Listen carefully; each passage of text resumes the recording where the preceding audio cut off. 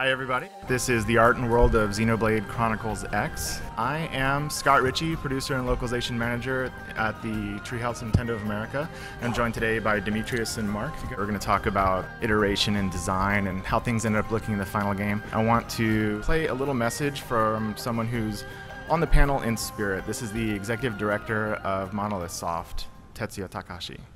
こんにちは、モノリスソフトの高橋です。パックスプライム2015ゼノブレイドクロニクル X パネルに来ていただいてありがとうございます。本日は NA の皆さんから北米版のスペシャルエディションパッケージの内容や開発中のコンセプトなどの紹介などもありますので、ぜひ楽しんでいってください。Thank you, Mr. Takahashi.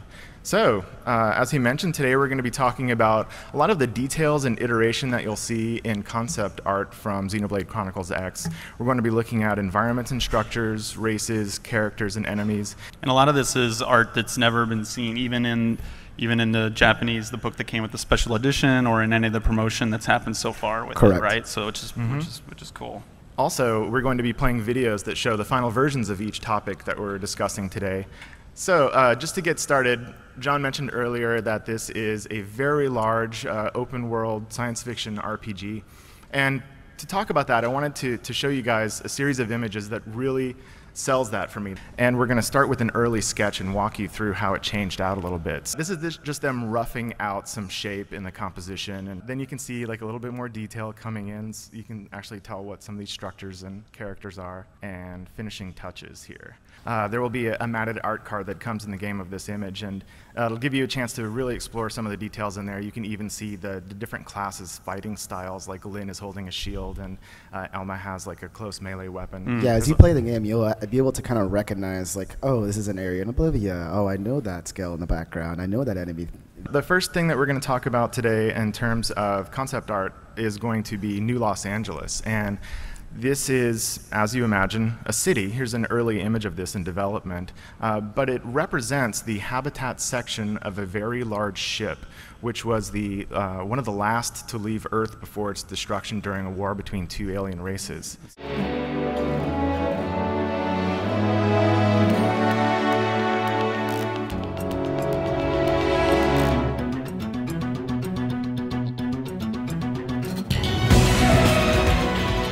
Next, we're going to get into one of the structures in the game, and these are lifehold units. So the White Whale is an arc ship in the sense that it carries the survivors, the last remnants of humanity, but also all of their accumulated knowledge and cultural information.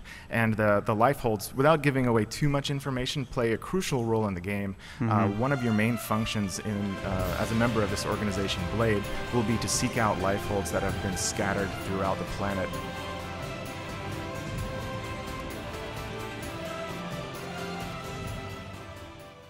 Rothians. As you can see, the Rothians are a feline alien species.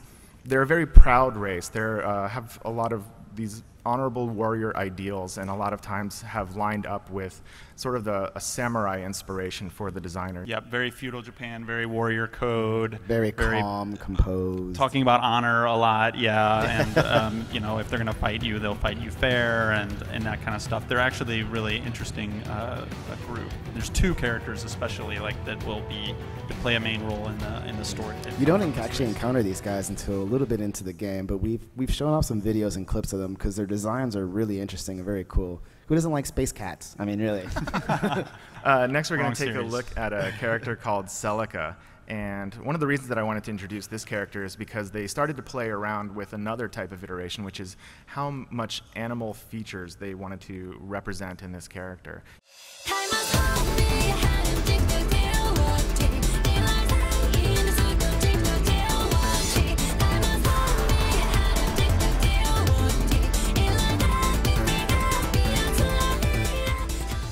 This is the Ganglion scale design. Ganglion are one of the main hostile groups of aliens you'll encounter in the game.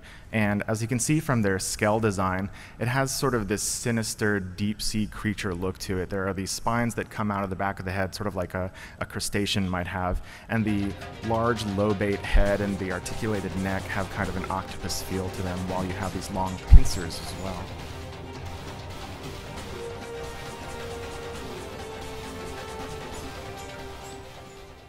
This is a Kind of, very not really. large boss that you will encounter. You can see from the skyscrapers on the left the sense of scale they were trying to convey here. But it's a huge saucer section with legs as well as a scale body that emerges out of the top.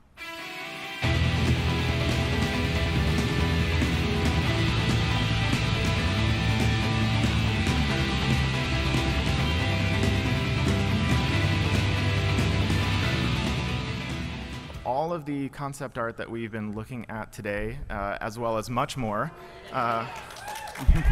will be included in the art book that accompanies our special edition, and it's going to be a large format. It's 11 by 7.75 with over 100 pages. And with that, we have all of the pieces of our special edition, so we can show you all of it together. The game pack itself will have reversible cover art. So if you want to match the art of the special edition box on the game pack itself, you can do that.